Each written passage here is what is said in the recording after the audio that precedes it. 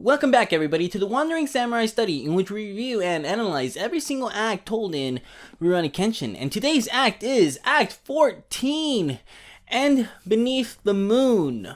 That is right, this is the end of the Kurogasa mini arc told during the Tokyo arc. As far as our taste of a real villain, as far as villains go, an antagonist that really puts the protagonist through the ringer, really tests him and puts him through trials and tribulations, making him challenging his worldview and challenging him as an individual.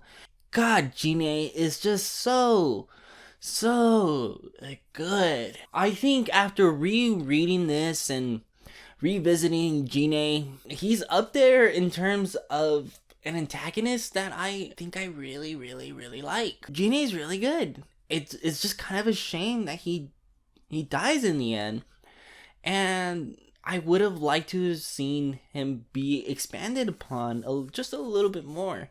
Also, it's a bit of a shame too that he's kind of like the first villain for this story arc, because as some of us who know, as some of us who already are familiar with the reading material and have watched the show, and this is just a nostalgia trick for us, Raijuta's next.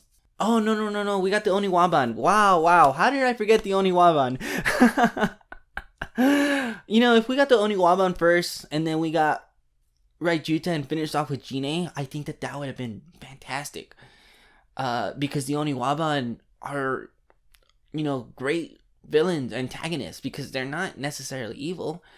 But anyways, I'm rambling a little bit too much. Let's go ahead and just talk about the end of the Kurogasa story arc. Picking up from the last act, Kenshin hesitates to execute the final strike to end Jin-e's life. Jin-e reminds Kenshin that in order to save Kaoru's life, he needs to be dead, giving Kenshin the push to kill once more. Just as he was about to deliver the final strike, Kaoru calls for Kenshin to stop, breaking Jin-e's spell herself. Kenshin rushes to check on Kaoru, and an injured Jin-e commits seppuku in order to clean up the mess.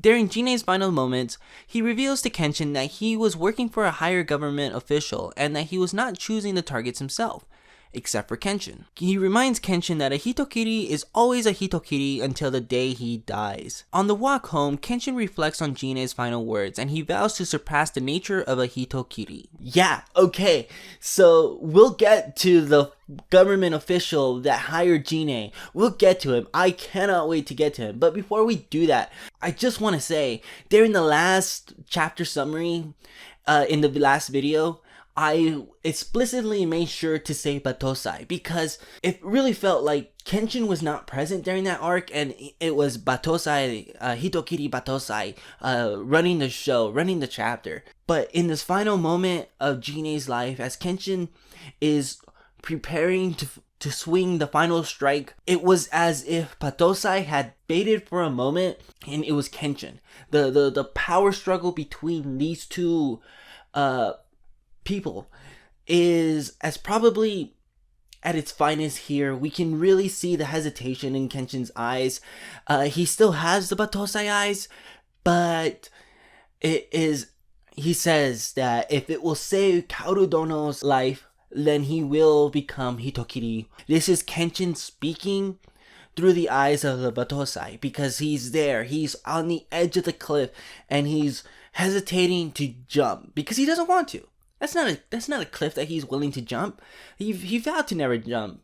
And it is because he's been pushed to the edge the way that Jin-e has. Kenshin is in control at this moment, not Hitokiri Batosai. Because if it was, Jin-e would be dead. And I just also have to go ahead and give Jin-e a little bit more credit than I previously did. Last act or last video, I was like, he poked the bear. I was annoying myself during the editing process, but Jin-e really gave Kenshin a huge amount of struggle, and in a way that we don't ever really get to see again. The thing about Kenshin and Jin-e versus, Makoto Shishio and Enishi is that Jin-e really saw Kenshin as an equal. Jin-e really saw the potential of the Batosai on his level. Makoto Shishio, or Shishio Makoto, is up here in terms of strength. If you go back and rewatch or reread the struggle between or the fight between Shishio and Kenshin, it was a group effort. Everybody played a role in that fight, and Kenshin was not quite there. And then during the fight with Inishi, and also with Shishio, Kenshin had already surpassed the internal conflict that he was dealing with. He learned to value his life just as much as he's learned to value the life of others. So there was never any threat of going into the Batosai mode, which is why I love the fight between Saito and Kenshin so much. Sometimes I just go and rewatch that fight just for the sake of it. The reason why those fights are different is because Kenshin has already overcome his internal conflict, and here with Jin-e and Batosai are 1-to-1. Well, I mean, Kenshin, Batosai wins. He's in control of that fight. But it was just the way that Jin-e saw Kenshin or Batosai is in a way that the other villains don't. The other villains pretty much underestimate Kenshin. Okay, so, alright, so let's go ahead and talk about the government official. This has to be Okubo, right? The way that Jin-e puts it during his deathbed, or during his final moments, he was hired by some government official because there still seems to be some internal struggle going on within the government. The picture is not as rosy, it is not as clear cut, or as squeaky clean as everybody thinks that it is. But we've already know this. I mean, if anything, the last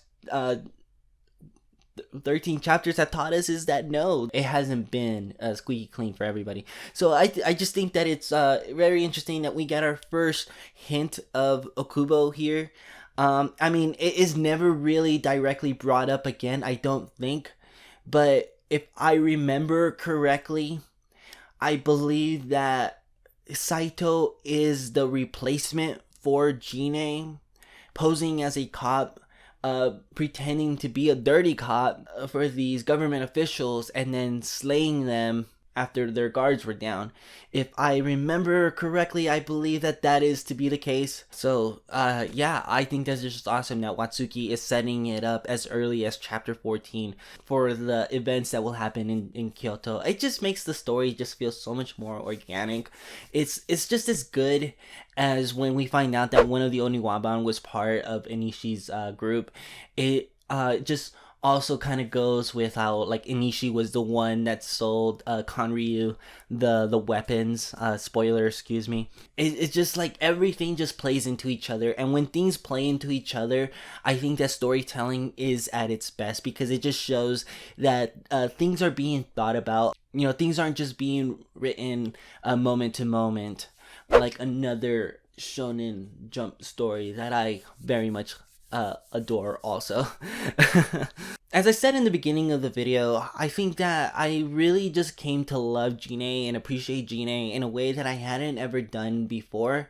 I think it really is between last chapter and this chapter that sold me on the character, just because last chapter, and it really goes between the two chapters combined together, that it helped me appreciate Jin-e.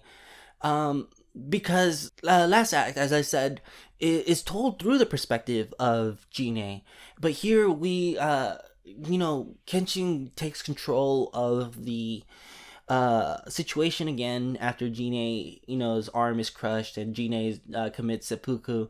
But as he's dying, he's dying a warrior's death.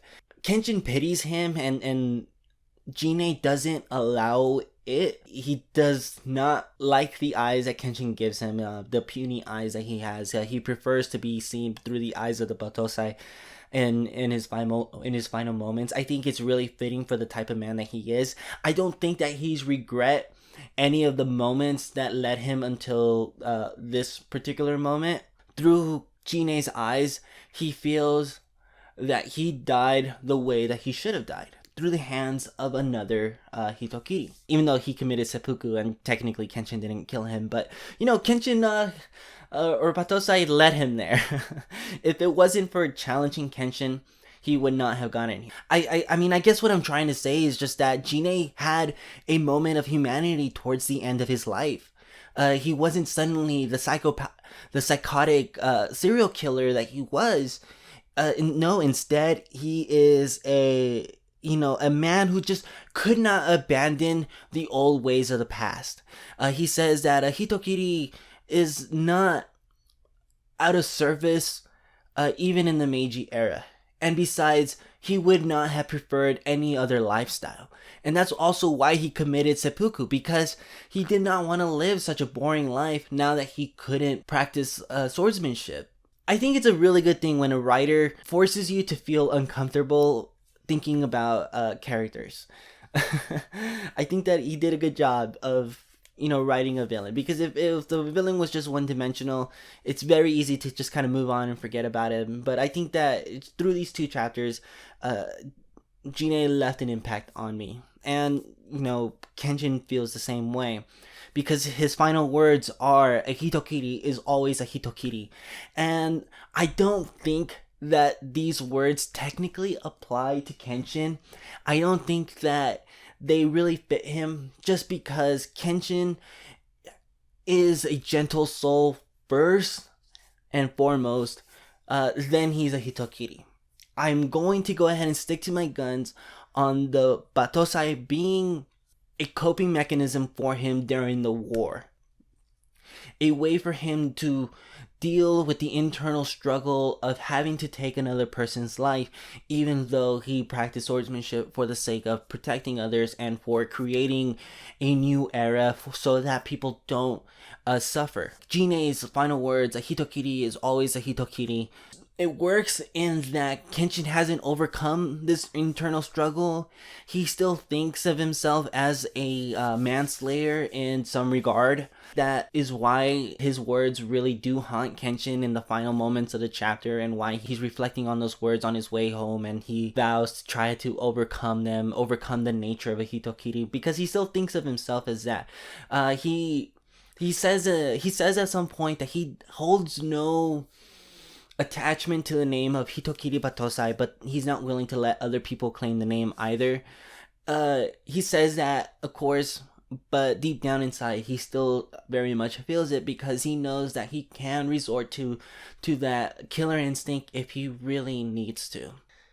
So Oniwaban, Oniwaban is next. I completely forgot about the group, but I'm looking forward to it. I want to talk about Hanya. I've had an idea for the Hanya character for a very long time, but I just never executed making that video. But if you guys are interested in checking out that video, let me know. I might just be a little bit more motivated to get it done, just knowing that people are watching for Rurouni Kenshin. Thank you guys, everybody who comments down below. You guys have no idea what your guys' comments really mean to me. I know I don't reply right away, but it's just because I'm working.